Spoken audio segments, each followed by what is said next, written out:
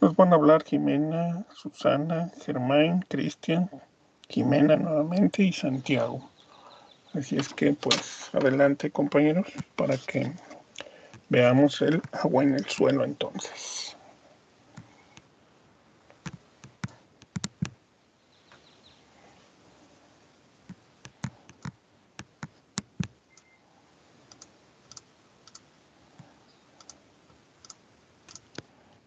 ¿Ya se ve la presentación?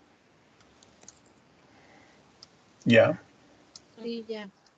Pues, buenos días, compañeros. Mis compañeros Susana, Cristian, Jimena, Germain y yo, Lilian, les vamos a hablar sobre el agua en el suelo, es decir, la fase líquida. Esta agua procede de la atmósfera, sea en forma de lluvia, nieve, granizo o humedad atmosférica, y otras fuentes pueden ser las infiltraciones laterales y los mantos freáticos. El agua es uno de los principales factores que influyen sobre las propiedades edáficas, tanto en su cantidad como en su estado energético. Y es en esta fase donde se desarrollan los procesos de formación del suelo y evolución. También actúa como vehículo de transporte de sustancias, ya sea de dentro hacia afuera o al revés.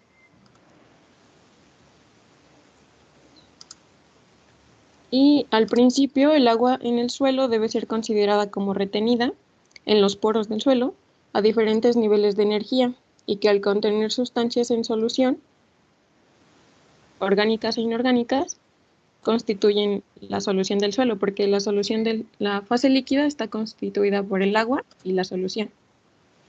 También, como se encuentra a diferentes niveles de energía, para que las plantas puedan absorberla, necesitan superar estos niveles de energía. Y la fase líquida pues circula a través del espacio poroso, queda retenida en los huecos pequeños, que son los poros, y está en constante competencia con la fase gaseosa. Los cambios climáticos, principalmente las precipitaciones atmosféricas, hacen variar los porcentajes de cada fase en cada momento.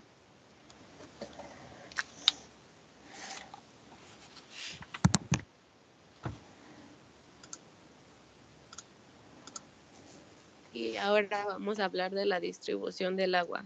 Como sabemos, en la tierra hay agua salada, agua dulce y también agua superficial y atmosférica.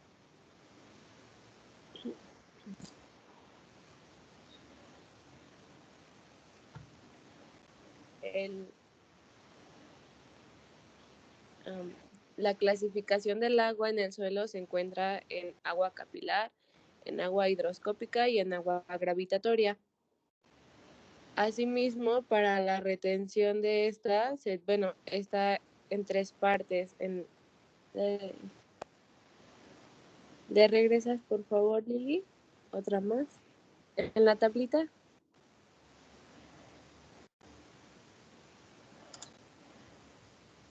Ay, gracias. Está en la retención de agua, en el agua que está disponible para las plantas y en los estados en que se fija. El agua que está retenida se clasifica en la reserva y en la capacidad que está para el marchitamiento. En la de reserva está clasificada si es útil o si es variable. El útil se clasifica en un 30% y el variable en un 15%, y la que está para el marchitamiento un 55%. La que está disponible para las plantas, cuando se absorbe en partículas sólidas, se considera el agua hidroscópica. Cuando el agua es poco móvil y se utiliza en el contacto con los pelos absorbentes, y cuando es difícil de utilizar, y cuando se utiliza para los alimentos de las plantas, se considera el agua capilar. Y cuando es un agua muy móvil que es utilizada por las plantas, que raramente se utiliza por las plantas, es agua libre.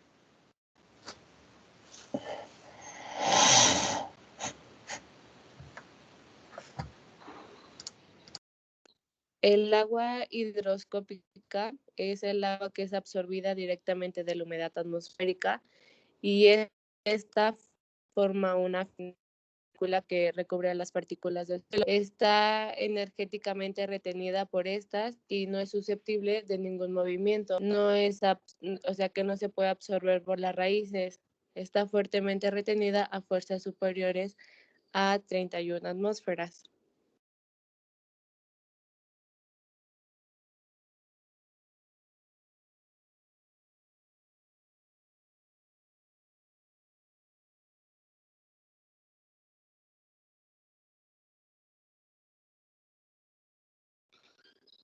¿Le cambias, por favor, Lili, al agua capilar?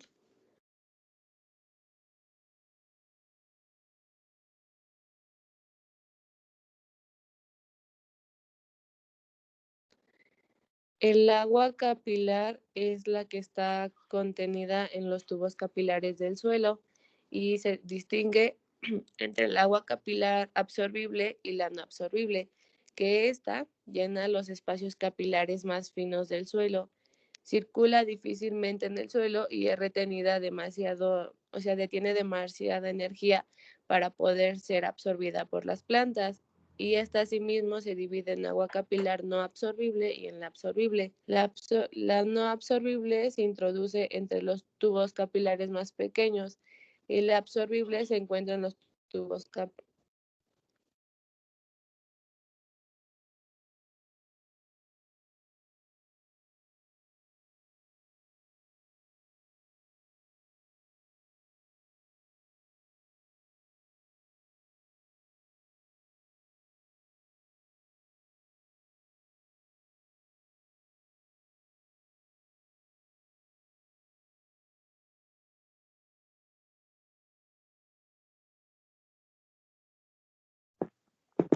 Ahora voy a hablar del agua gravitatoria, que esta agua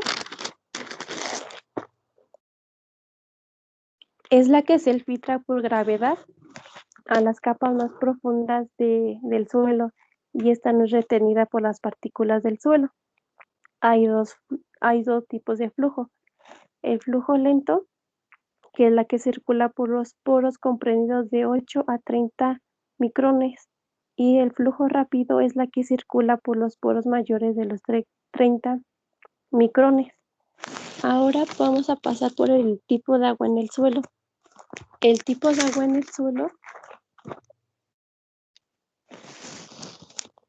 es cuando el agua se agrega al suelo, ya sea seco y ya sea por la lluvia o por el riego, se distribuye alrededor de las partículas del suelo, donde se mantiene por la fuerza de adhesión y cohesión, que la fuerza de cohesión es la atracción de las moléculas de agua entre sí, dada por los puentes de hidrógeno. Y la adhesión es el grado de atracción de una superficie sólida, que es las partículas del suelo por el agua. Le cambias a la siguiente, porfis.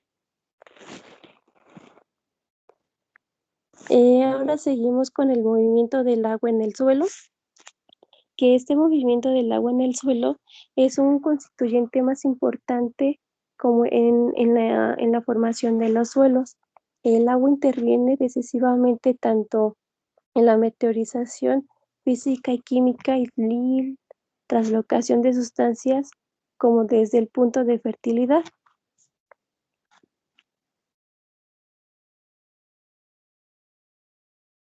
Le cambias a la siguiente.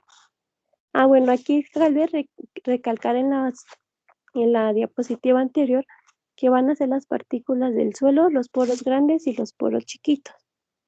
El movimiento del agua en el suelo, esta agua va a transportar nutrientes y sales para las plantas. Este produce el hinchamiento y encogimiento de las arcillas uniendo las partículas y esto provocando el desarrollo de la estructura del suelo. Le cambias a la siguiente, porfis, Lili. El movimiento del agua en el suelo se hace de forma líquida y gaseosa. Y en este movimiento se puede dividir en flujo saturado y flujo no saturado. dentro de la forma líquida. El flujo saturado van a ser los poros grandes, que van a ser porosidad no capilar, que van a tener baja la acción de gravedad y en el suelo que está saturado. Y el flujo no saturado es el movimiento capilar por los poros más pequeños y por diferencia de potencia de matriz.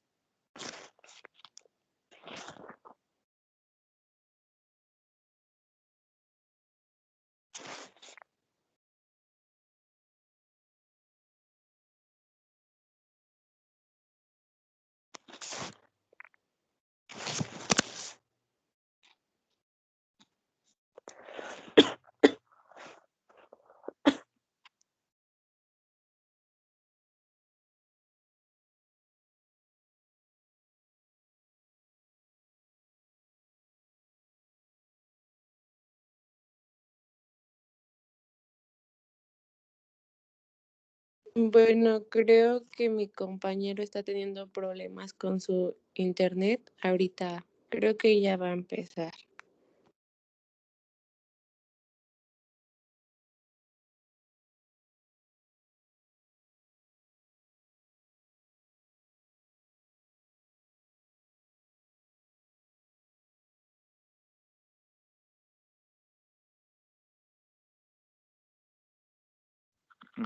Estado de energía del agua del suelo. El estado energético es muy importante porque predice el comportamiento, ya que este movimiento del agua está regulado por su energía. La física clásica reconoce dos tipos de energía cinética y energía potencial.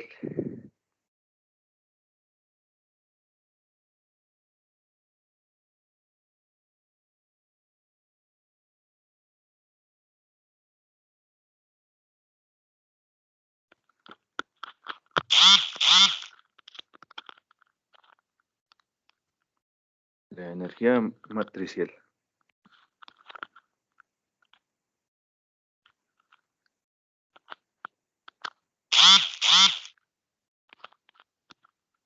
La diferencia en la energía potencial del agua es entre dos puntos de la tendencia a fluir dentro del suelo.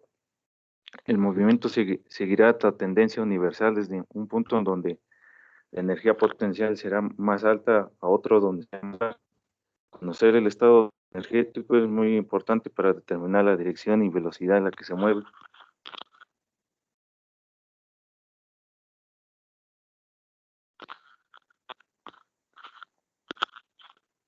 Potencial matricial. La fuerza de unión entre la fase sólida del suelo y líquida se le conoce como potencial matricial. Se representa por esa letra griega. Como es la fuerza por unidad de superficie, se expresa en unidades de presión y se le otorga el signo negativo, pues es una fuerza que se opone al movimiento de las moléculas en el agua.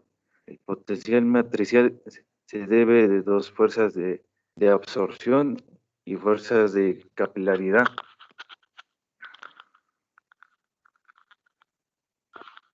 Potencial osmótico.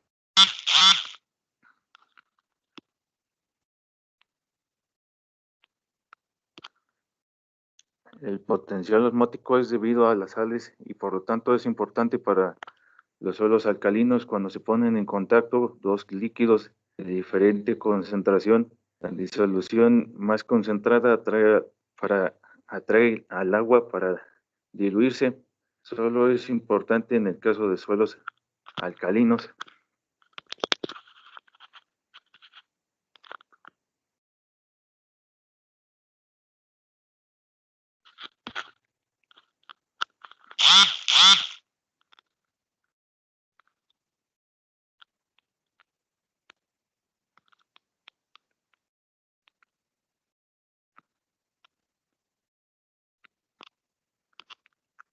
El conjunto de fuerzas que retienen el agua del suelo se llama potencial de succión. Tiene un sentido negativo y es el responsable de las fuerzas de retención del agua dentro del suelo. Es igual al potencial matricial más el osmótico gravitacional, que tiene un signo positivo y tiende a desplazar agua en capas cada vez más profundas.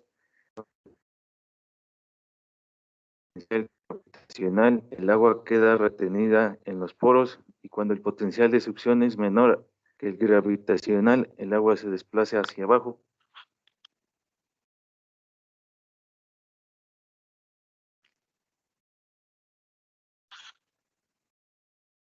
Fuerzas que afectan el potencial del agua del suelo.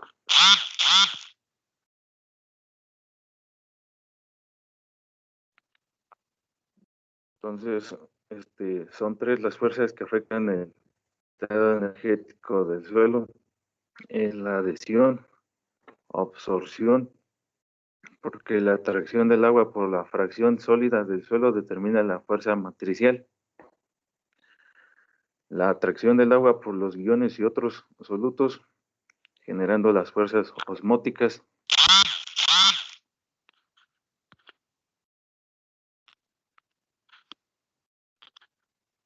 Y la fuerza gravitacional, lo que determina el movimiento del agua hacia abajo.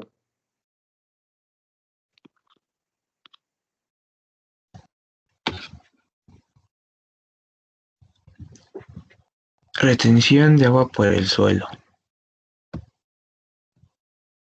El agua que llega al suelo se infiltra en él, termina por llenar todos los poros y despojar a la totalidad del aire. Cuando esto sucede se dice que el suelo se encuentra a su capacidad máxima. Esta situación constituye un estado pasajero, pues los poros gruesos, sobre todo los de mayores de 30 milímetros, permiten una rápida circulación descendientes y favorecen que el agua se incorpore a las capas freáticas.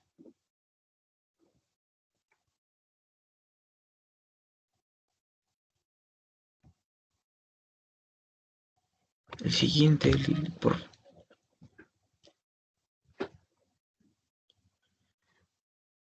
retención de agua por el suelo. Aquí hablamos cuando el suelo se encuentra a su capacidad máxima, la mayor parte de agua se encuentra muy retenida de la fase sólida y por lo tanto su potencial matricial es nulo. A medida de que va desapareciendo el agua de los poros más gruesos y eso solo va quedando los de menor tamaño, el potencial matricial va creciendo. A menor tamaño de poros, mayor es la fuerza con la que el agua está retenida.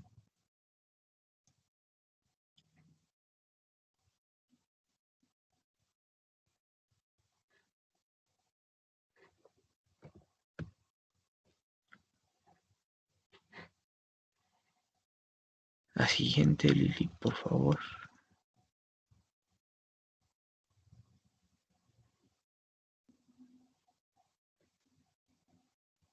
Aquí vamos a hablar de la infiltración del agua en el suelo. Aquí se describe la entrada de agua en el suelo, desde la superficie y en forma vertical. La infiltración gobierna la cantidad de agua que puede penetrar o escurrir, producir erosión o queda en superficie o ser almacenada en el suelo.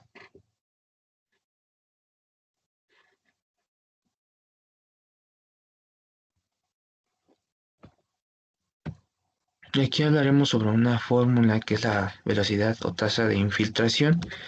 Es el flujo de agua que pasa a través de la superficie y fluye dentro del perfil en un tiempo dado. Aquí vamos a que I es velocidad de infiltración, que es igual a volumen entre área por tiempo. Y aquí se va a hablar de la infiltración del suelo y su variación con el tiempo. Depende del estado inicial de humedad, textura, estructura y de la uniformidad del suelo, del perfil del suelo.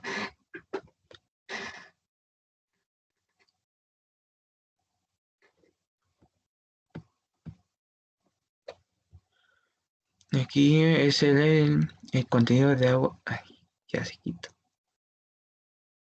Pero seguía el movimiento de agua en la fase de vapor.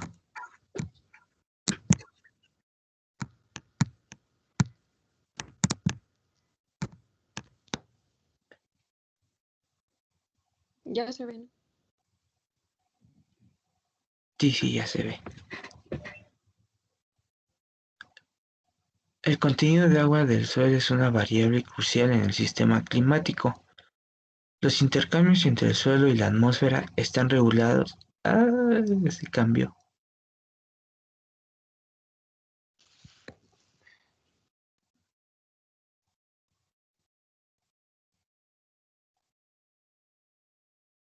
¿No sube? No, se cambió. Bueno, sí, ahora sí. Los intercambios entre el suelo y la atmósfera están regulados por las variaciones en el contenido de agua del suelo y la evapotranspiración, en donde el agua convertida en vapor se libera a la atmósfera para formar nubes. Por el otro lado, en este momento, el estado seco del suelo, los aumentos de temperatura que representan no podrán ser amortiguados por ningún incremento posterior a la evapotranspiración.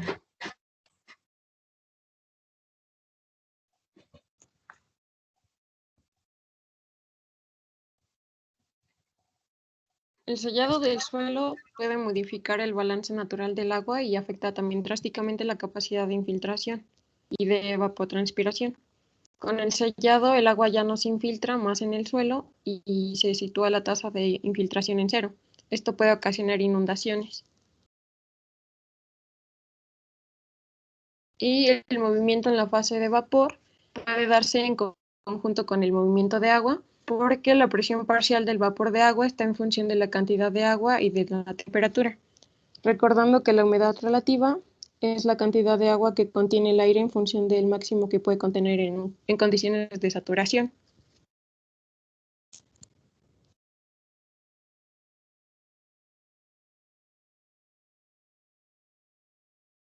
Y ahora vamos a hablar de la evaporación, que esta es la pérdida fundamental de agua en el suelo, que para esto se necesitan tres condiciones. La primera es el continuo suministro de calor latente de evaporación. El segundo es que tiene que existir una gradiente de presión y de vapor entre la atmósfera y el suelo. Y el tercero es el continuo suministro de agua a la superficie del suelo.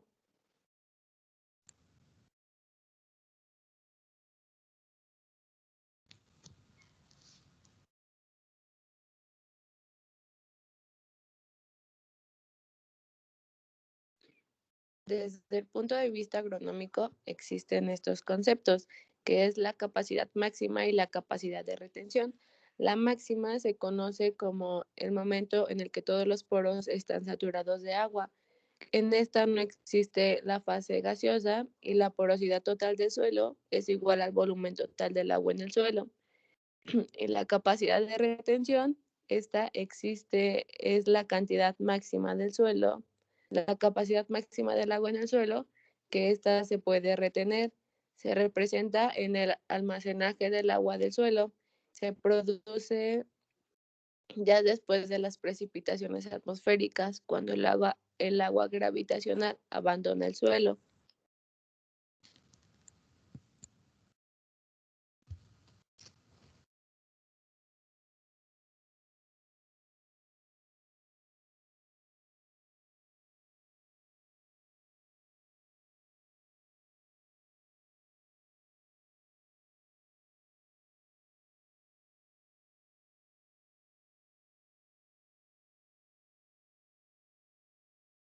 También existe el concepto de capacidad de campo, que representa un concepto que trata de reflejar la cantidad de agua que puede tener un suelo cuando se pierde el agua gravitacional de flujo rápido.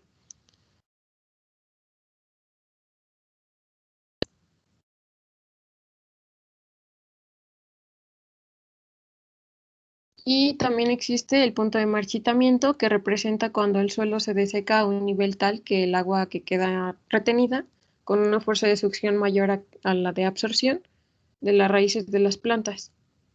Y el agua útil, que ya nos habían hablado un poquito, es el agua de gravedad de flujo lento más la capilar absorbible y representa el agua en capacidad de campo menos la que hay en el punto de marchitamiento. Esas son como fórmulas.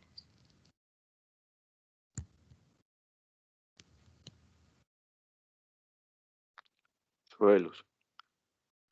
Suelos arenosos, muy baja capacidad de campo, pero comparativamente el agua útil frente al almacenada en el punto de marchitamiento. Suelos arcillosos, de muy alta capacidad de campo, pero con gran cantidad de agua inútil en punto de marchitamiento. Suelos de granulometrías equilibradas, buenas características al compensarse los efectos de las arenas y de las arcillas.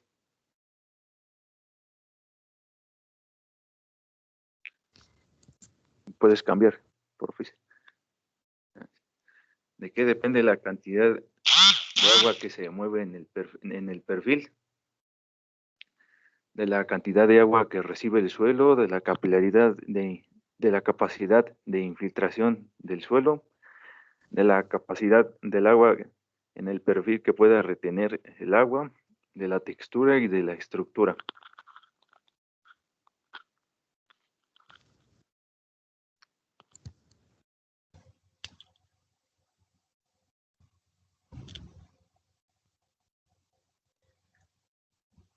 Aquí vamos a hablar en el estudio del agua en el suelo, que se refiere a la infiltración, permeabilidad, drenaje y escurrimiento. Eso es lo que conforma los estudios del suelo. Y es lo último. Y sería todo.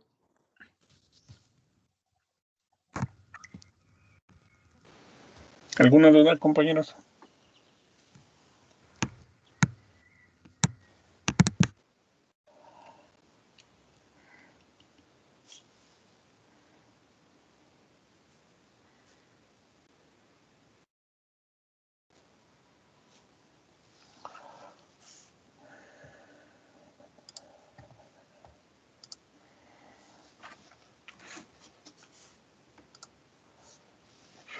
El agua, debemos recordar, ya se vio dentro de lo que es el área de química, me parece, ya ustedes observaron estas características. Aquí nosotros simplemente debemos recordar que el agua es de carácter dipolar, ¿sí? Sabemos que tiene por un lado la carga positiva o las cargas positivas y por otro lado la carga negativa. Entonces nosotros podemos decir que este líquido tiene una perfecta capacidad de ser un material, un disolvente por esa dipolaridad, ¿sí? Entonces también debemos reconocer que nos va a permitir solubilizar muchos compuestos, por lo que nos va a dar la capacidad de preparar soluciones, diluirlas sin ningún problema. Aquí nosotros debemos reconocer que el agua tiene muchas características, no las vamos a ver aquí, nada más vamos a ver algunas de manera muy generalizada. Y una de las que me llamó la atención simplemente por esta situación simple de cultura general, que si no existiera gravedad, la gota de agua sería exactamente, perfectamente esférica, ¿sí? Pero bueno, son datos simplemente de información.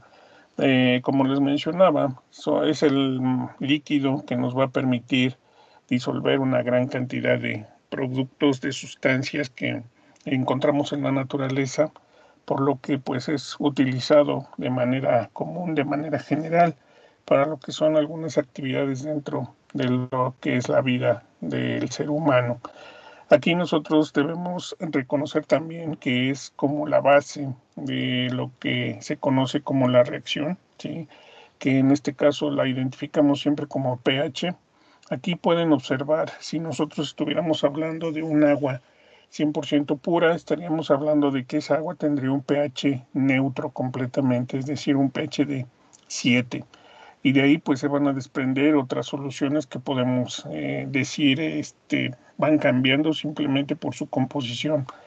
Pero también podemos observar en esta imagen que les muestro que podemos tener también aguas que van a estar en diferentes escalas, porque en la naturaleza no vamos a encontrar un agua 100% pura. Siempre va a tener alguna presencia contaminante que va a darnos una condición completamente diferente. ¿Puede acercarse al valor o puede estar dentro de un valor de 7? Sí, por supuesto, pero eso no significa que esté 100% pura. A lo mejor el equilibrio de las sustancias que están contaminando esa agua, pues puede darnos ese resultado, ¿no? De tener un agua completamente pura, pero insisto, esto no significa que sea en esta condición, que esté en esa condición. Ahí podemos observar también que existen condiciones comúnmente ahorita presentadas, que es lo que se tiene como las lluvias ácidas. Ustedes pueden observar que una lluvia ácida va desde valores de 5 hasta 0.5, por lo que se ve ahí aproximadamente valor de 1. Entonces aquí la cantidad de contaminantes que puedan estar en suspensión, pues va a estar provocando que el agua vaya cambiando, modificando sus valores de pH. Ahora Disculpe, nosotros doctor. sabemos que el agua va a estar circulando a través de lo que es el suelo, y esto me va a permitir también que el agua vaya provocando que toda esa contaminación que adquirió en la atmósfera pues vaya eliminándose gracias a que el suelo sirve como un filtro, un gran filtro que va a darnos como resultado un agua de mucho mejor calidad. Perdón, ¿alguien me habló? Sí, yo tengo una duda. Sí. La lluvia ácida puede tener repercusiones como en el momento, bueno, am, ¿qué tan, bueno, es que supongo que depende, ¿no? De qué tan contaminada caiga el agua, de la contaminación que hay, Ajá. pero podría llegar a un grado en el que en contacto con una superficie haya alguna reacción. No sé Ajá. si... Sí. En este caso, eh, a lo mejor por el término como tal, pareciera que lluvia ácida, pues es ácido el que me está cayendo en el cuerpo o está cayendo en la superficie del suelo, ¿no? Se le considera ácida, sí, pero a pesar de que los valores, como ustedes pueden observar, pueden alcanzar valores hasta de 1, si ya estamos alcanzando esos valores, nosotros sí estaríamos hablando de un proceso de reacción casi inmediata, pero este tipo de reacciones únicamente se puede presentar donde tenemos, por ejemplo, actividad volcánica. Tú sabes que cuando estamos hablando de la actividad volcánica, una de las principales sustancias que están en suspensión debido a esta actividad volcánica es el azufre. Entonces el azufre, al estar presente, y si ocurre que además de que se está presentando esta actividad ígnea, tenemos la presencia de lluvias, entonces sí podríamos tener una lluvia sumamente ácida que podría formar sin ningún problema ácido sulfúrico. Entonces ese tipo de lluvia sí podría provocar una reacción inmediata al momento de entrar en contacto tal vez con un compuesto o con un componente, un organismo, ¿sí? Todo aquel material orgánico pues va a tener inmediatamente una reacción. En el caso de materiales ya no orgánicos, pero sino abióticos, pues en general cualquier tipo de material, pues va a comenzar también un proceso de reacción que puede verse afectado por la presencia de esta lluvia. Pero nada más recuerda que estos valores que se pueden observar aquí entre 1 o 2, pHs de 1 o 2, entonces se van a presentar únicamente en ambientes donde exista una cantidad de contaminación realmente muy elevada. Y como les digo, ahorita se han presentado algunos eventos volcánicos que pueden provocar la presencia, la gran cantidad de azufre, por lo que pueden entonces provocar esos niveles de contaminación y reacción posterior. En las ciudades la cantidad de elementos que están presentes sí es muy elevada y se habla de un problema de contaminación, e incluso la semana pasada se tuvo que aplicar un doble no circula en la Ciudad de México porque la cantidad de contaminantes era muy alta. En este caso, la cantidad de contaminantes es muy alta, pero para la salud humana, ¿sí? Entonces, no podemos o no debemos respirar esa cantidad de partículas en suspensión, esos contaminantes, porque puede provocarnos un daño a vías respiratorias y, bueno, además otras cosas. En este caso, además, también podemos decir que si se presentan las lluvias como se presentaron, ustedes saben que Simple y sencillamente tenemos una limpieza del medio ambiente, de la atmósfera, pero no vamos a tener un efecto tan grave, tan drástico como lo sería con un evento volcánico. Existe una degradación, por supuesto, porque se están también acarreando una buena cantidad de partículas, incluso también puede existir, no puede, existe cantidades de azufre que también tiene la capacidad de formar partículas de azufre con el agua, pues el ácido sulfúrico y también provocar el daño, pero debido a que esta cantidad de azufre no es tan elevada, el efecto no es tan notorio o tan inmediato, simplemente que se va acumulando y va a ir provocando algún tipo de corrosión en alguna superficie. ¿Sí? Como les comento algunas veces, pues simplemente sentimos la lluvia, nos mojamos, punto, nos secamos y ya se acabó, no hay mayor problema. Pero ya cuando estamos hablando de lugares donde se acumula esa agua, ¿sí? Algún contenedor, alguna superficie que tenga la capacidad de retener el agua, pues ahí sí va a generar tal vez algún daño, pero insisto, es de manera gradual, no es de manera inmediata. La forma inmediata es simplemente en una gran cantidad de contaminación. Y ahorita, pues lo único que podríamos hablar sería de la actividad ígnea. ¿Sí, compañera? Sí, gracias. Ok. Entonces, aquí nosotros, como les digo, tenemos diferentes propiedades en el agua. Es una sustancia que en nuestro planeta la podemos encontrar en 3 estados y además en movimiento. ¿Sí? Sabemos que la podemos encontrar en estado sólido, en estado gaseoso y en estado líquido. Y en estado líquido es con donde podemos encontrarla en movimiento.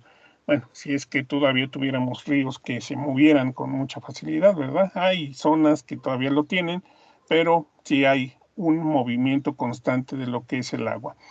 Aquí esta parte de lo que es el proceso de congelamiento del agua, pues debemos recordar que es únicamente a nivel del mar. Cuando hablamos de 0 grados, cuando hierve a 100 grados, es a nivel del mar. Esto recuérdenlo porque cuando estamos hablando, por ejemplo, de la altura del altiplano de México, pues estamos hablando de que estas temperaturas realmente no alcanzan el nivel de congelación. En algunas mañanas del invierno se pueden tener temperaturas de 0 grados y el agua no se congela.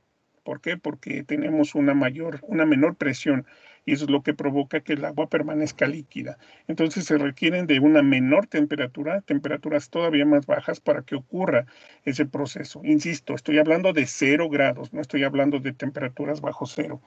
Y lo mismo, si ustedes tomaran la temperatura cuando comienza a hervir el agua, se darán cuenta que no son exactamente los 100 grados, sino que es una temperatura mayor, nuevamente por la misma causa. Debemos considerar también que el agua es muy peculiar debido a que cuando estamos hablando de que existe un proceso de congelamiento, siempre el agua va a disminuir su densidad. ¿Por qué? Porque los cristales que se van formando van tomando formas y posiciones bastante perfectas que va provocando un aumento en su volumen. Entonces, esto me disminuye considerablemente la densidad del agua. Por lo tanto, el agua pesa más cuando está líquida que cuando está en estado sólido. El índice de calor es muy alto. Esto es bastante bueno para la parte agrícola porque sabemos que un suelo que tiene una alta concentración de humedad, pues puede mantener temperaturas realmente muy buenas para el desarrollo de la especie vegetal. Un suelo que está completamente seco aumenta sus temperaturas de manera drástica. Esto lo vimos cuando hablamos de textura, ¿sí? Suelos que pierden humedad rápidamente, pues son suelos bastante cálidos. La tensión superficial es muy alta, ya lo mencionaban ahí los compañeros, cuando hablamos del movimiento de agua a través de lo que son los poros capilares. Entonces, esto me permite que el agua se pueda mover incluso a todas direcciones cuando está presente en el suelo, no solamente de manera vertical, se va a mover a todas direcciones, incluso hacia arriba, por esa tensión superficial que existe, que se le conoce como lo que es la acción capilar, que se mueve a través de los tubos capilares, poros capilares. Nosotros sabemos que del total del agua que existe en nuestro planeta solamente es para consumo humano el 0,3%. y el resto es agua que no puede ser consumida por nosotros. Ahí dice no disponible, pero creo que se entiende que simplemente no disponible para consumo. Ahí ustedes pueden observar el volumen y el porcentaje que está cubierto por lo que son diferentes cuerpos de agua, desde los océanos, glaciares, la humedad atmosférica. Ahí observan la humedad atmosférica es apenas representa solamente el 0,001%. Los ríos también son las cantidades de agua realmente muy bajas, donde en el caso de los ríos 0,0001%. Entonces, la cantidad de agua, la mayor cantidad de agua la vamos a encontrar en el mar, en los océanos, donde se concentra, pero además también debemos reconocer que esa agua tiene una gran concentración de sales. Entonces, pues lógicamente no es apta para el consumo humano. Aquí el volumen aproximado de agua que podemos encontrar en nuestro planeta es aproximado, insisto, es de 1.360 millones de kilómetros cúbicos de agua lo que se puede encontrar entonces. Ahí podemos observar, nos dice que cerca de 1.070 kilómetros cúbicos se evaporan y se transpiran diariamente hacia la atmósfera, ¿sí? Esto es de manera constante. Es variable, debemos reconocer, porque también cuando hablamos de condiciones donde la temperatura y la precipitación pues no lo permiten, pues esa cantidad de agua que se está transpirando o evaporando disminuye drásticamente. Entonces debemos reconocer que esto es de manera promedio. Aquí, pues, además debemos reconocer que la mayor cantidad de agua que se consume, de consumo humano, se toma de cuerpos de agua superficiales, cuerpos de agua que están en movimiento. Pero también debemos también esa agua a el agua que se encuentra en los mantos freáticos. Estos mantos freáticos pues son los que muchas veces están sirviendo de auxiliar para satisfacer las necesidades de agua en muchas regiones. Hay regiones donde dependen, sabemos que la Ciudad de México depende completamente de lo que es el Cutzamala. El Cutzamala es un río, entonces ahí pues tenemos y además algunas presas que estamos hablando de fuentes completamente superficiales. Y hay otras regiones que están dentro del Estado de México que no dependen de ese río, ¿sí?, de esos cuerpos de agua, sino que dependen principalmente de pozos. Hay muchas comunidades que tienen pozos de agua. Esos pozos de agua pues les permiten entonces satisfacer sus necesidades y por lo que también debemos considerarlo como parte de lo que se consume. Ahí podemos observar que se tiene más de 8,4 millones de litros de agua, de kilómetros cúbicos de agua, ¿sí? Pero aquí el detalle es que se puede encontrar hasta 6,3 kilómetros de profundidad. Entonces, pues, ¿cómo le hacen, cómo le harían los municipios, las autoridades para extraer un agua que se encuentra a tal profundidad? Es realmente complejo. Creo que todos hemos visto cuando están realizando la excavación de un pozo, son tubos muy largos de aproximadamente unos 15 metros, no lo sé, no estoy seguro, pero pues sí, ya llegar a estas profundidades es muy, muy complicado, pero aún se puede encontrar agua hasta esa profundidad, sin embargo, pues cada vez se hace más complicado extraerla. Ahorita sabemos la problemática que se está presentando, por lo que pues se tiene que realizar algún tipo de manejo de extracción, porque pues cada vez estamos sufriendo más por el agua. Y otra dependencia de esta agua, pues es la lluvia. Aquí nosotros debemos reconocer que la lluvia está teniendo variaciones bastante drásticas, ¿sí? Y además, pues dependiendo de la región, dependiendo de las condiciones, también existe esa variación. Por eso hablamos de que hay una variación geográfica completamente marcada. Aquí, simplemente dentro del Estado de México, y dentro de lo que es esta parte de Toluca, del Valle de Toluca, ustedes pueden darse cuenta, si ustedes viajan de aquí de Toluca hacia lo que es la parte sur, hacia Villaguerrero, Tonatico, ¿sí?, llegar incluso hasta lo que es Guerrero, pues ustedes se darían cuenta que existe una gran diferencia en la vegetación. Eso también lo mencionábamos. ¿Por qué? Porque el Nevado de Toluca está trabajando aquí y toda la zona montañosa que nos está rodeando está trabajando aquí para modificar las condiciones climáticas.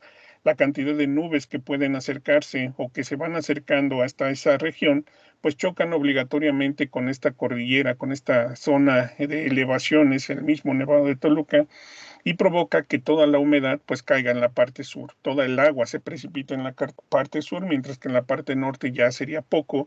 Todo lo que corresponde a Toluca ya sería una cantidad mínima de agua de lo que se precipita en la parte sur. Entonces, aquí debemos reconocer que ese índice pluvial pues es completamente variable, depende completamente también de la topografía para que esta agua pueda entonces precipitarse o no. Una zona donde no tuviera tantas elevaciones y nosotros no estuviéramos rodeados de tantas elevaciones, probablemente tendríamos una mejor cantidad de agua precipitada. Pero además debemos sumar que la deforestación ha provocado también una disminución drástica en la cantidad de agua de lluvia. Antes se hablaba de que Toluca tenía un clima boscoso, ¿sí? Donde podíamos tener sol y de repente estar nublado y llover. Eso era antes, ahorita ya no, ahorita ya es más constante una condición de temperaturas sumamente elevadas y mantenerse así, ya no tener precipitaciones tan constantes e incluso por lo que estuve viendo, debido a que estoy dando también una materia que se llama conservación de suelos, al momento de estar analizando unos resultados, datos de climáticos de lluvia específicamente, pues sí se ha visto disminuida la cantidad de agua. No estoy hablando de un cambio drástico, pero por ejemplo estamos hablando de que hace 15 años se estaban precipitando aproximadamente unos 800, cerca de 900 milímetros de agua, y en la actualidad están lloviendo aproximadamente 750 milímetros. Entonces es una disminución drástica que puede provocar una deficiencia de agua en lo que son los mantos freáticos. Y estos mantos freáticos pues dependen completamente de lo que son las características del suelo, las condiciones. Algo que es muy importante de reconocer es que la cantidad de suelo que está presente y la cantidad de arena y muy arcilla pues van a regir ese como movimiento de agua, ¿sí? Que puede provocar que se vaya fácilmente hacia mantos freáticos, hacia cuerpos de agua subsuperficiales y que permitan un enriquecimiento de esos cuerpos de agua. Pero en algunas ocasiones, desgraciadamente, ya se ha venido provocando un proceso de sellado tan común, tan constante, que ese sellado ya no permite que el agua entonces profundice. ¿Qué sucede con esa agua? Pues sucede que simple y sencillamente se va al drenaje. Y esa agua al irse al drenaje, pues ya no llega a donde debería llegar. Entonces el sellado es uno de los problemas más graves. Además, debemos considerar que la cantidad de vegetación, como les mencionaba, la deforestación, ha venido a disminuir la cantidad de agua, por lo tanto, no tenemos ya cantidades necesarias para satisfacer e incrementar el volumen de agua que pueda existir en los mantos freáticos e incluso en los cuerpos de agua superficiales. En los escurrimientos ya no pueden encontrarse con la vía que seguían constantemente por ese proceso de sellado, como les digo, que es específicamente esa urbanización. Ya van provocándose que el agua vaya tomando otras rutas, ya no llegue a donde debería llegar. Debemos reconocer que el agua, no sé si lo sepan, pero el agua, para que los ríos tengan agua, pues tienen que llenarse o tienen que satisfacer esa cantidad de agua a través de los escurrimientos. Y esos escurrimientos superficiales, pues comúnmente, si estamos hablando de un suelo no sellado, no urbanizado, pues comúnmente van a tener un movimiento constante y común por una misma vía.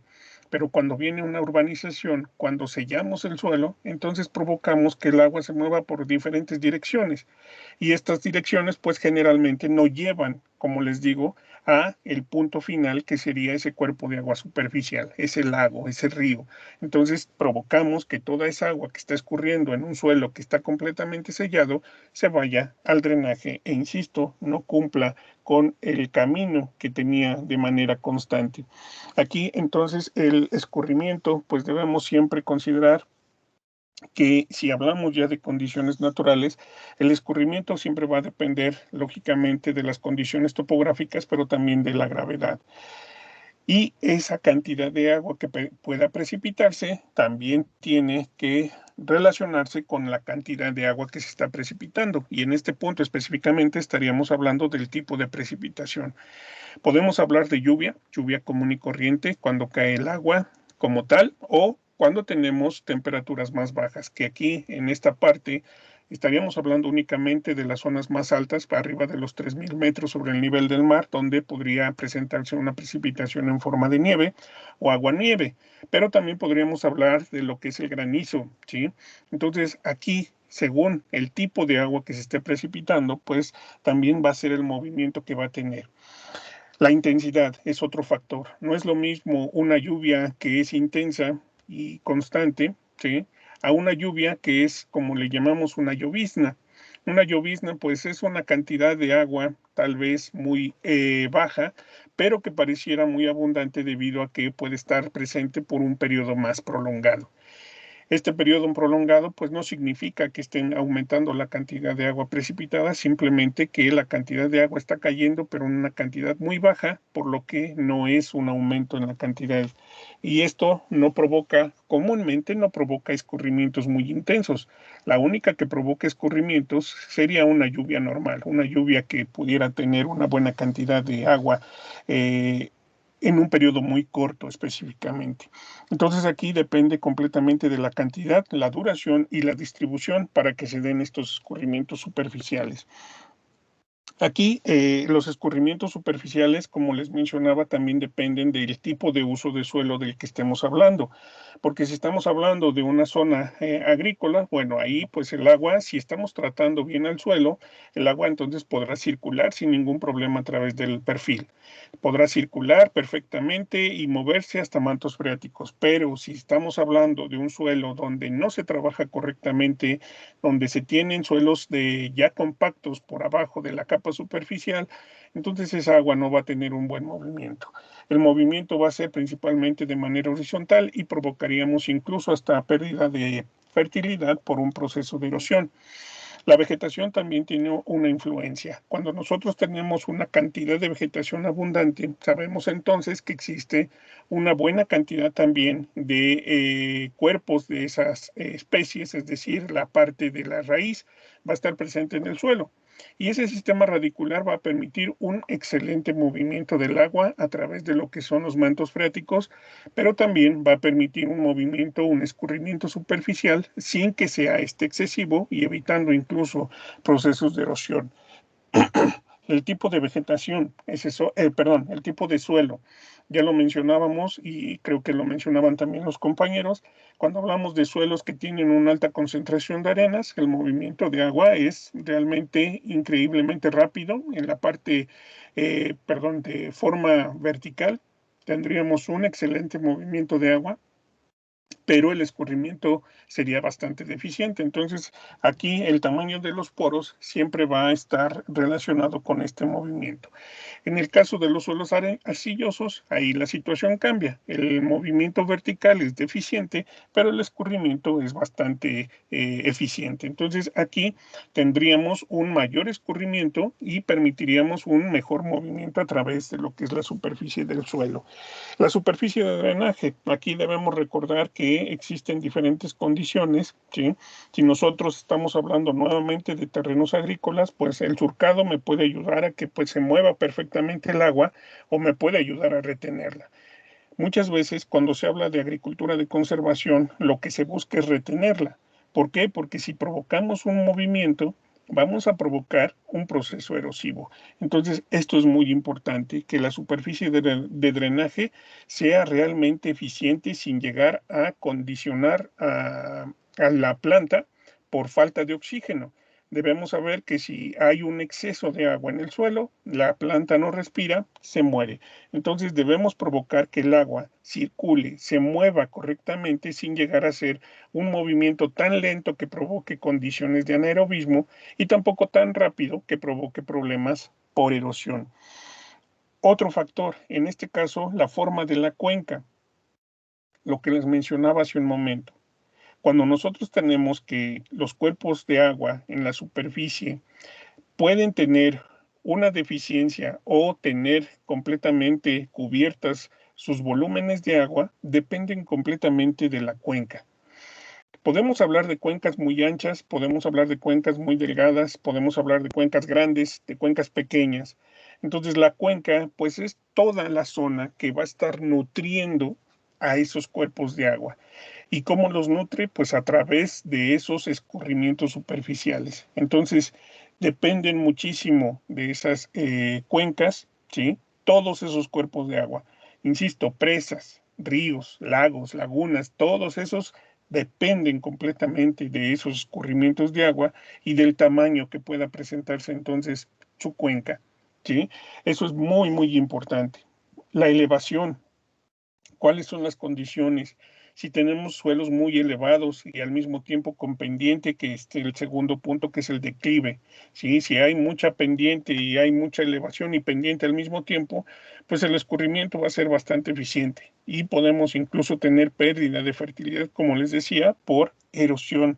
La topografía es relacionado con lo mismo. Si tenemos condiciones de ondulamiento, ¿sí? Si tenemos hondonadas donde pueda acumularse el agua, pues simple y sencillamente se estanca y ya no va a poder moverse. Entonces aquí es muy importante que tengamos siempre visible esa parte para poder establecer si existe o no un buen movimiento de agua en mi terreno agrícola, porque de ello depende la capacidad de producción también del mismo suelo, ¿sí?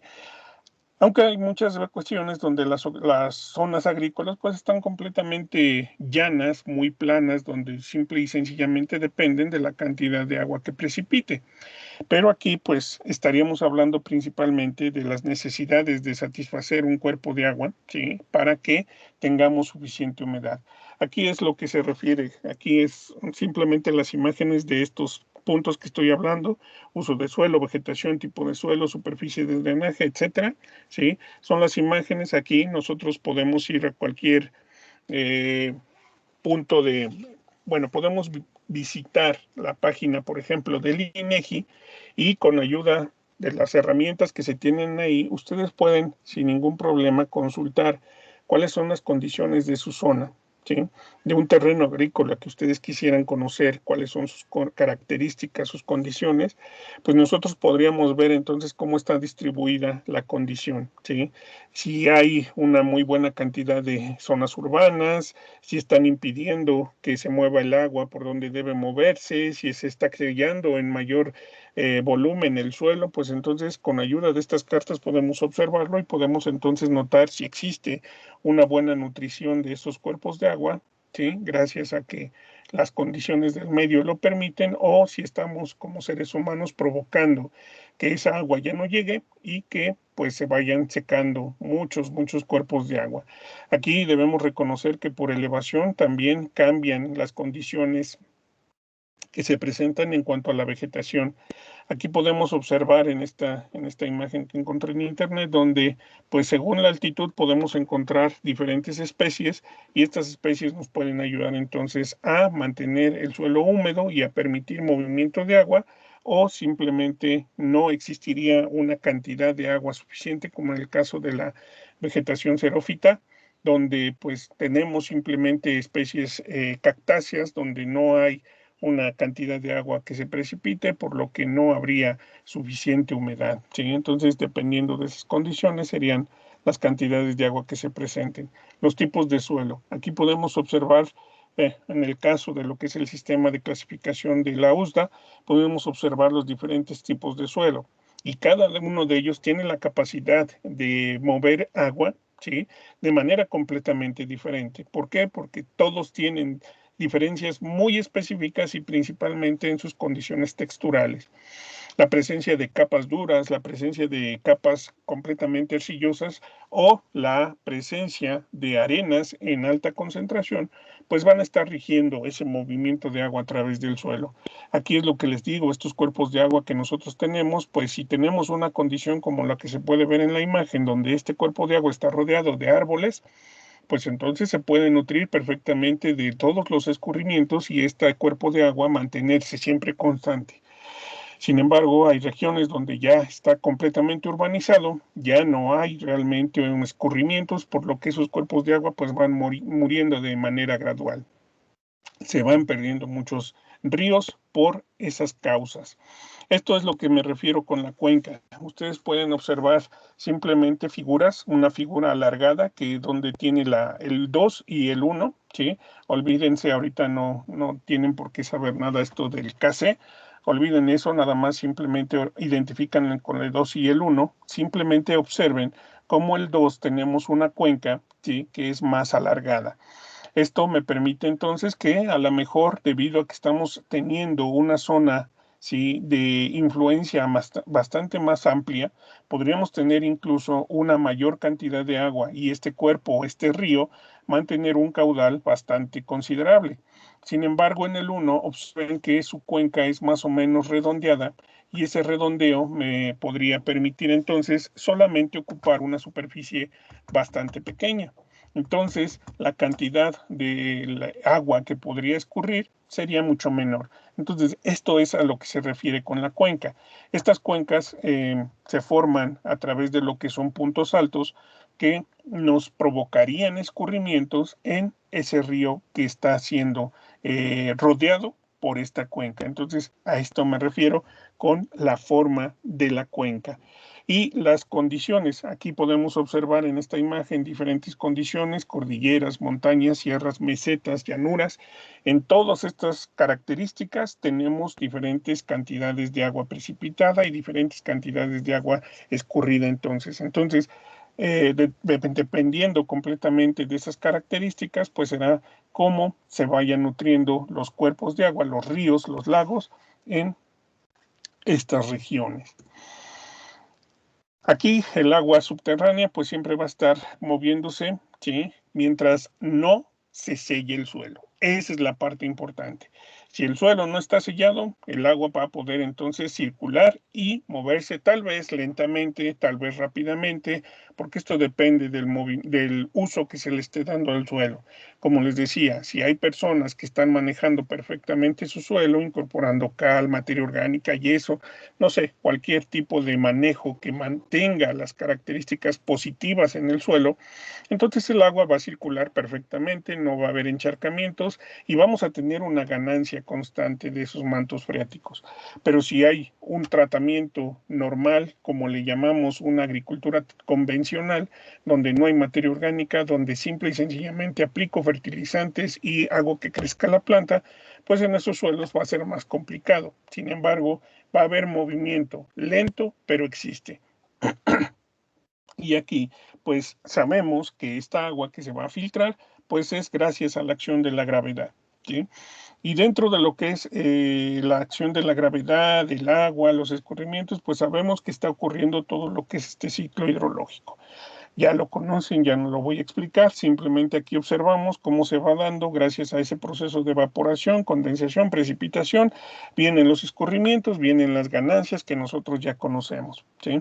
Entonces, esas ganancias, esos escurrimientos son los que pueden mantener sin ningún problema la vida dentro de lo que es nuestro planeta. Ahorita ya observamos en muchos puntos, en muchas regiones donde existen problemas por deficiencia de agua, no tenemos, se está acabando, ya cada vez es menos, entonces hay una cantidad de información que se debe tomar en cuenta para poder mantener estas cantidades de agua porque cada vez se va haciendo más indispensable. ¿Dudas hasta aquí? Sí, profe, yo. Uh-huh.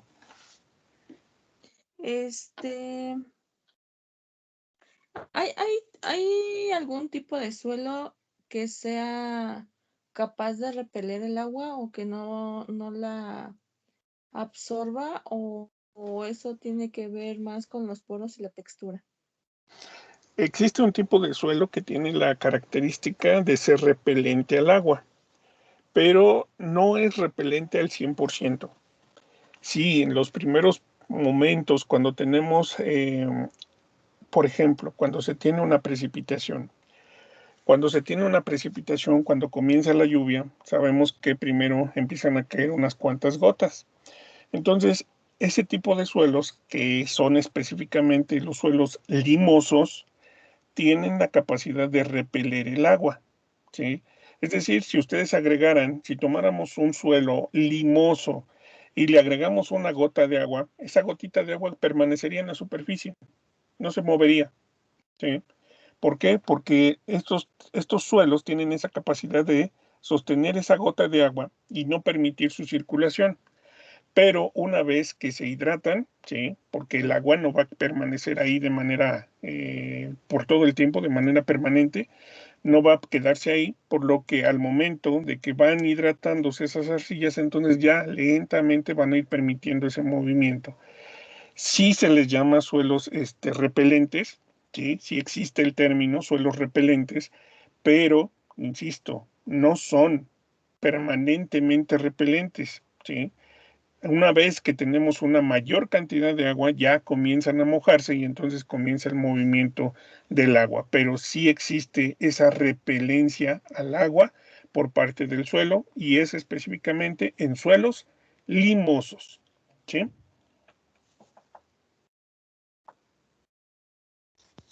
Sí, profe, gracias. ¿Dudas? Y luego aquí ya tenemos entonces las subdivisiones del agua. Ustedes pueden observar aquí cómo tenemos diferentes tipos de agua, ¿sí? Aquí pueden observar que la parte gris está representando la partícula de suelo y toda esa parte azul sería entonces el agua. Observen cómo las líneas que están ahí dentro de la parte azul, pues se pueden notar perfectamente algunas divisiones, ¿sí? Aquí pueden observar entonces que toda el agua que está muy cerca de la partícula del suelo, es decir, que está rodeando las partículas del suelo, se le puede conocer como agua no disponible o agua higroscópica. Pero observen, por favor, el agua no disponible está abarcando una superficie mayor que el agua higroscópica. ¿Qué significa? Que el agua higroscópica va a estar todavía más, es una lámina, podríamos decir, una capa más delgada que está rodeando a las partículas de suelo, mientras que el agua no disponible es una capa de agua un poquito más ancha, ¿sí? Esto, por favor, llévenlo al tamaño de partícula de suelo. Aquí lo estamos, bueno, lo estoy colocando de manera un tanto más exagerada, ¿sí? Luego tenemos, como podemos observar, el agua disponible, que es la que está después, inmediatamente después del agua no disponible. Es agua que está más adherida a la partícula del suelo. Esa agua disponible también, si ustedes observan, ocupa parte de lo que corresponde al agua capilar.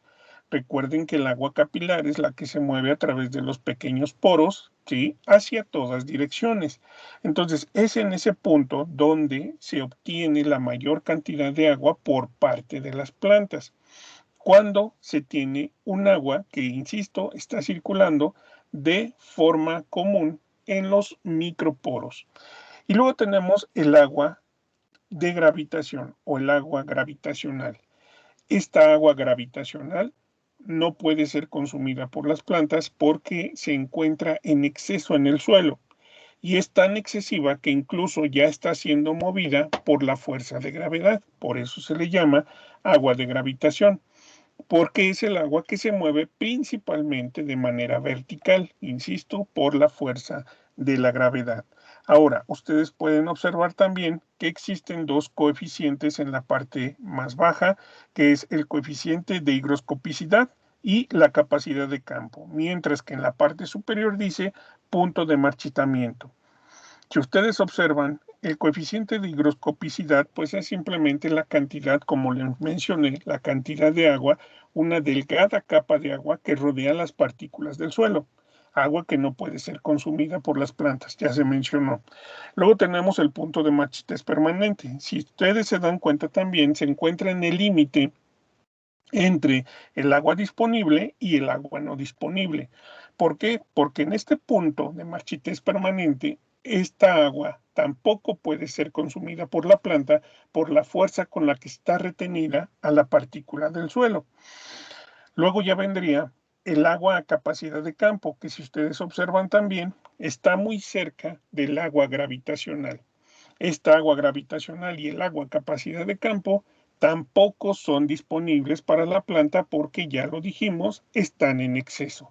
Y en condiciones de exceso, el agua no puede ser asimilada por la planta porque simplemente la planta no puede respirar. Al momento de no poder respirar, no hay ningún tipo de consumo. Generalmente el consumo, si se da, es por vía foliar. Por lo que nosotros podemos decir que la resta, como se dijo por parte de los compañeros, que la resta de la capacidad de campo menos el punto de marchitas permanente, nos van a dar el agua disponible, ¿sí? Y esa capa, esa ligera capa, delgada capa de agua, entonces, que nosotros consideramos como agua disponible, será la única que pueda entonces ser asimilada por la planta. De esta manera tendríamos los diferentes tipos de agua en el suelo, ¿sí? ¿Sí queda claro o hay alguna duda?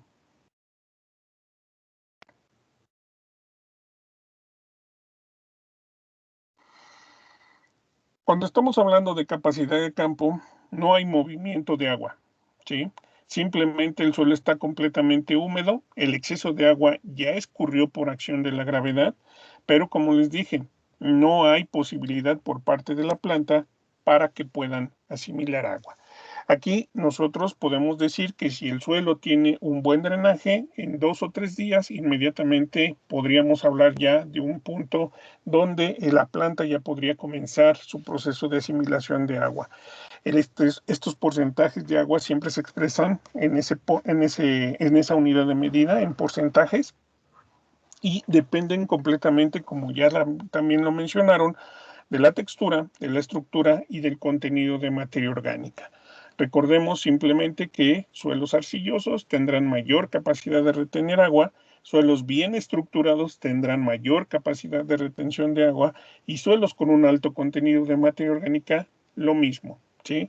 Todo lo contrario, es decir, suelos arenosos, no hay retención de agua, suelos sin estructura, no hay retención de agua y suelos sin materia orgánica, no habrá retención de agua.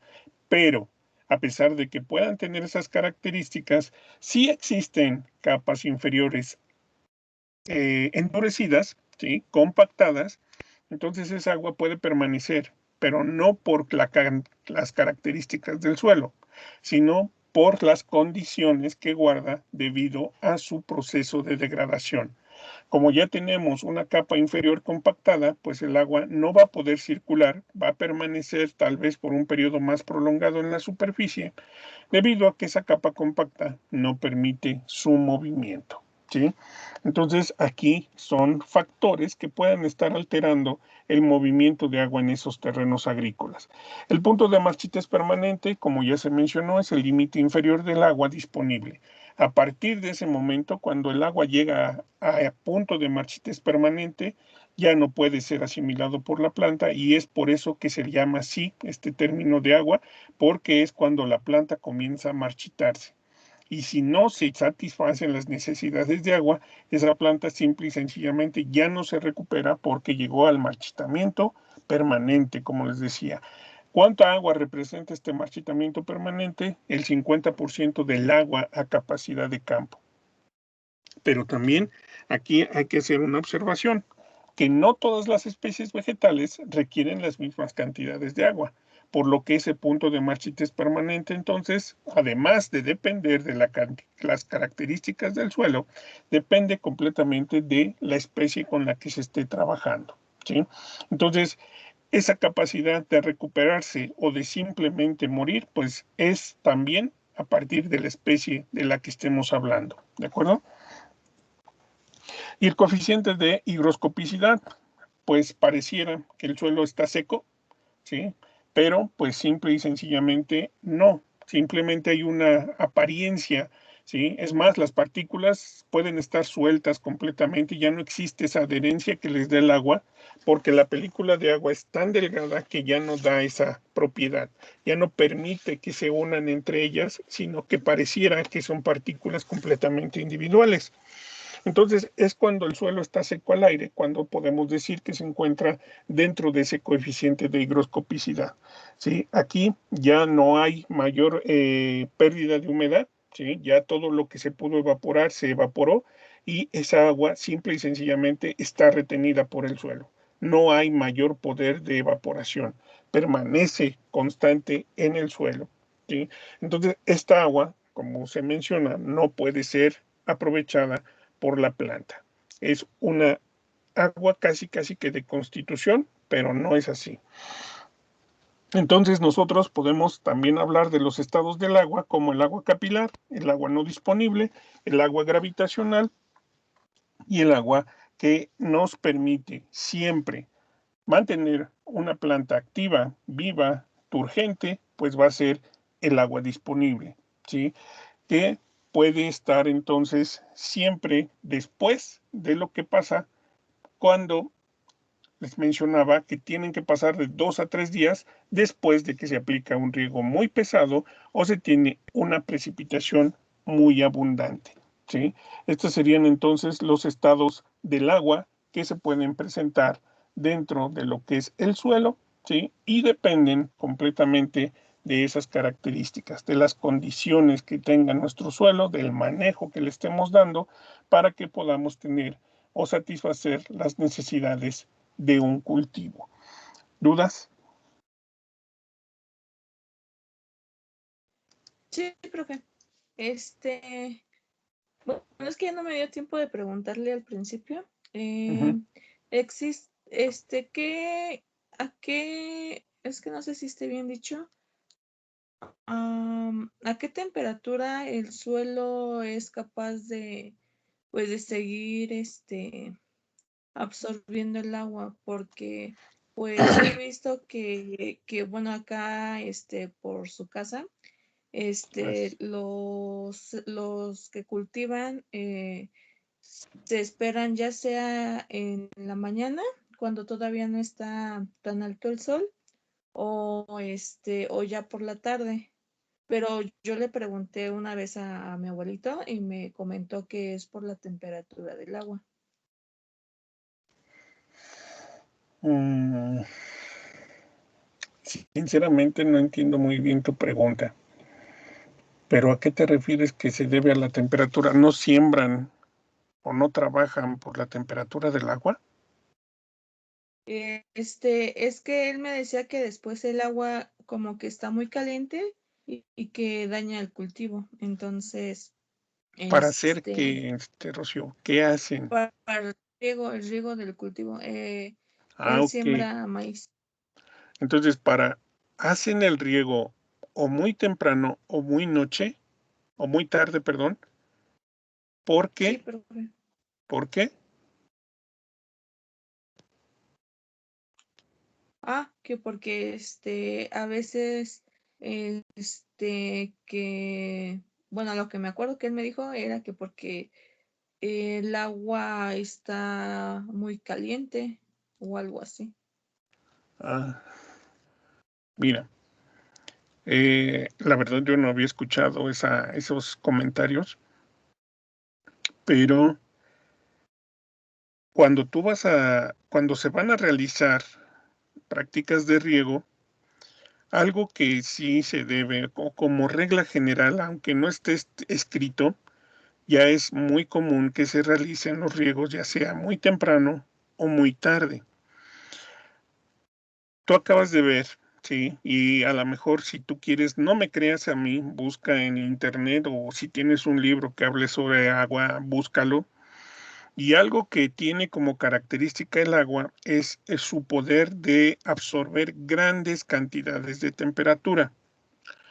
Yo les mencioné en algunos casos que el agua puede mantener en temperaturas bastante frescas al suelo, que incluso puede tener el suelo 2 o 3 grados menos que la temperatura que tenemos en la superficie gracias al agua que está presente en ese suelo. ¿De acuerdo?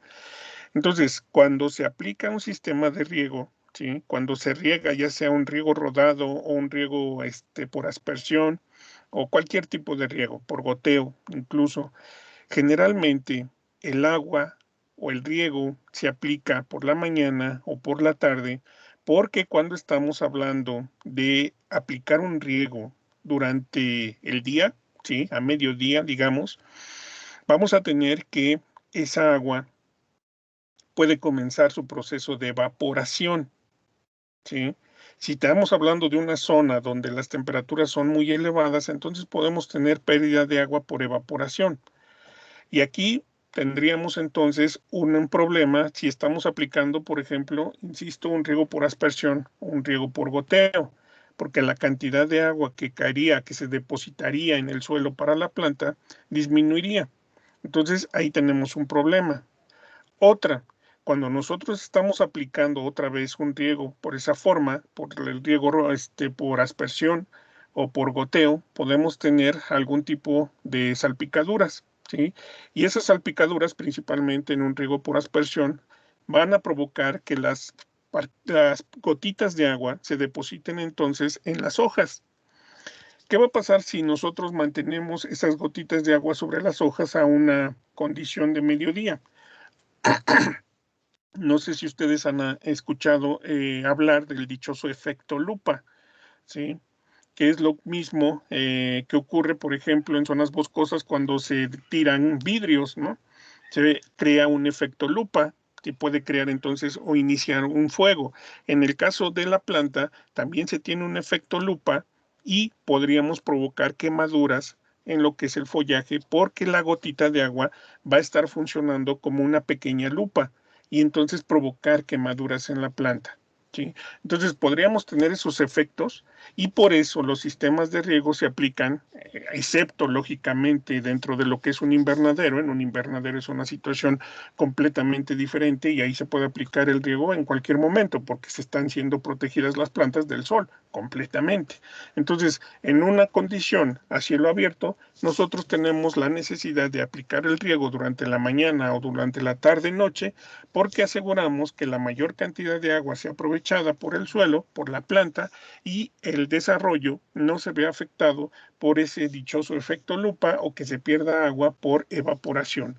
Pero que el agua esté caliente no creo que sea un factor porque no aumentaría su temperatura y menos si viene de una presa o de un lago o de un río. No aumenta su temperatura. Si ustedes hablan de una condición completamente estancada, donde el agua y además es una zona sumamente pequeña, podría haber un aumento en la temperatura del agua, pero no obligatoriamente un aumento muy drástico que provoque que la planta se marchite. Es muy complicado que el agua aumente su temperatura a un nivel como para provocar un efecto negativo en la planta, ¿sí? ¿Algún comentario, Cristian?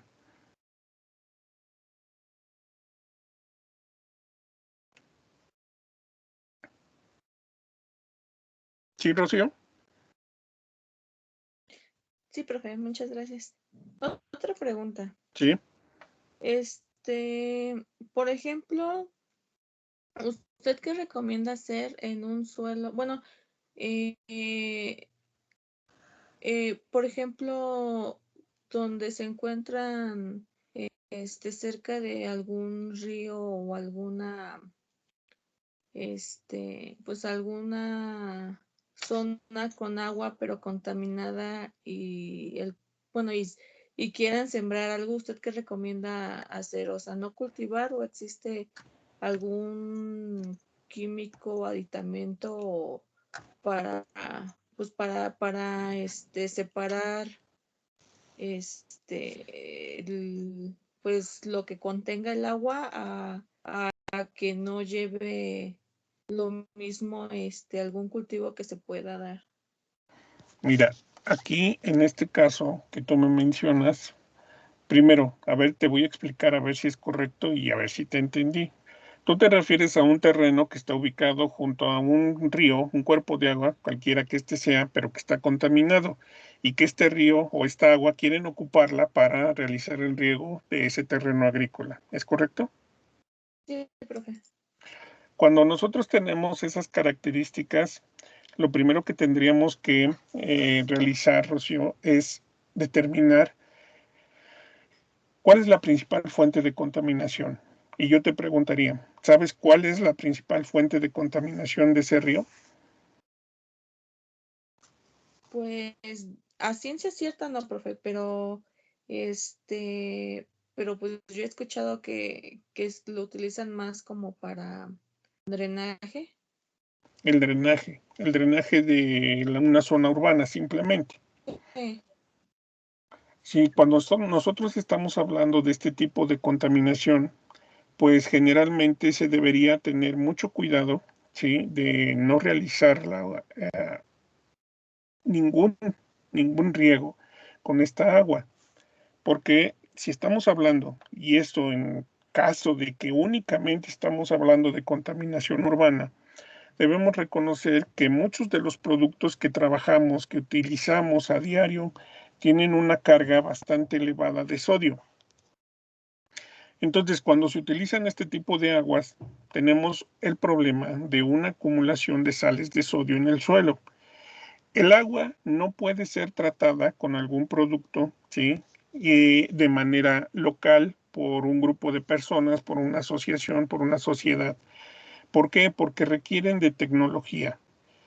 Ustedes no sé si lo sepan, pero muy cerca de lo que es el río Lerma, debido a la cantidad de empresas existentes, se tiene una planta tratadora. Entonces, si pudiera existir la posibilidad de establecer una planta tratadora, no para utilizar o para dejar el agua completamente potable, sino simplemente utilizable para cuestiones agrícolas, sería lo ideal. Pero en realidad, no hay condiciones para establecer una planta tratadora de agua, yo la verdad no recomendaría para nada la utilización de esa agua, porque el principal riesgo, insisto, y eso hablando de que solamente sea contaminación urbana, podríamos provocar un proceso de defloculación del suelo, una acumulación de sales y entonces tener problemas en el desarrollo de manera general de los cultivos. Sí se correrían muchos riesgos. La parte de la biología, la parte biológica tal vez no sea tan preocupante y a lo mejor pareciera algo descabellado lo que estoy diciendo, pero la verdad la parte de la microbiología de verdad no preocupa mucho. ¿Por qué? Porque cuando el agua se deposita en el suelo, esa biota puede fácilmente desaparecer. Simple y sencillamente porque el suelo también es rico en microorganismos. Entonces, al llegar un microorganismo ajeno a las condiciones del suelo, pues va a perder por completo su hábitat, porque ahora su hábitat va a ser el suelo y no puede tener capacidad de resistencia.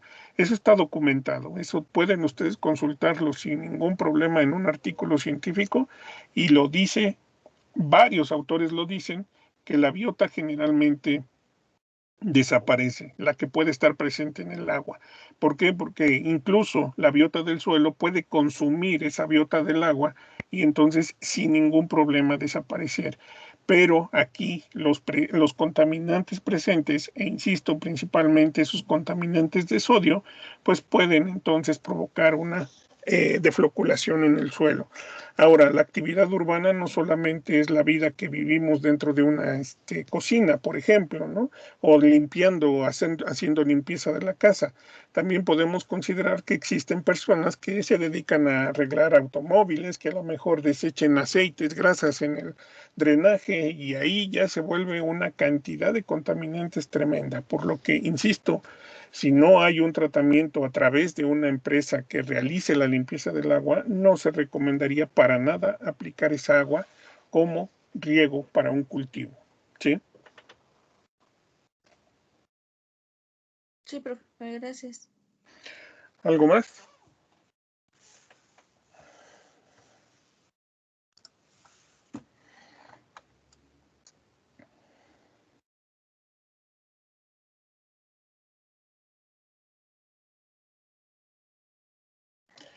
Muy bien. Entonces, en la siguiente sesión vamos a comenzar ya con nuestras propiedades químicas. Ya con este tema cerramos las propiedades físicas. Ya comenzaríamos casi la parte final de lo que es nuestro curso con lo que son las propiedades químicas, ¿de acuerdo? Si no hay más preguntas, pues entonces vamos a dar por concluida la sesión. Que tengan, ahí está.